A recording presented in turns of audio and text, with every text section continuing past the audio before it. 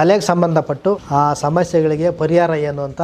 ನೀರ್ ನಕಲಿ ಸೊಪ್ಪು ನೀರಲ್ಲೇ ಇರ್ತದೆ, ಕೆಂಪು ಹೂವು ಬಿಡ್ತದೆ, ತಲೆ ಸಿಡುಕು, ತುಂಬಾ ಟೆನ್ಷನ್ ಆಗ್ತದೆ, ಕಾರಣ ಇಲ್ಲದೆ ಕೋಪ ಬರ್ತದೆ, ಸಿಡುಕು ಸ್ವಭಾವ ಆಗ್ತದೆ, ಬ್ರೈನ್ ಅಲ್ಲಿ ಬಿಸಿತನ, ನಿದ್ದೆ ಬರೋದಿಲ್ಲ, ತುಂಬಾ ಟೆನ್ಷನ್ ಆಗ್ತಿರ್ತದೆ.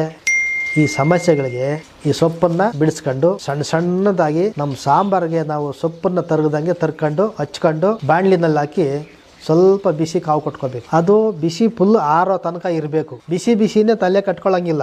ರಾತ್ರಿ ಮಲಗುವಾಗ, ಊಟ ಮಾಡಿ ಮಲಗುವಾಗ ಒಂದು ಕರ್ಚಿಪ್ ತಗೊಂಡು ಆ ಕರ್ಚಿಪ್ಗೆಲ್ಲ ಹರಡಬೇಕು. ಕರ್ಚಿಪ್ಪಲ್ಲೆಲ್ಲ ಹರಡಿ ಮತ್ತೆ ಅದನ್ನ ತಲೆ ಮೇಲೆ ಇಟ್ಟು ಕಟ್ಕೋಬೇಕು. ಅದು ಬಿದ್ದೋಗದಂತೆ ಬಟ್ಟೆ ಕಟ್ಕೋಬೇಕು.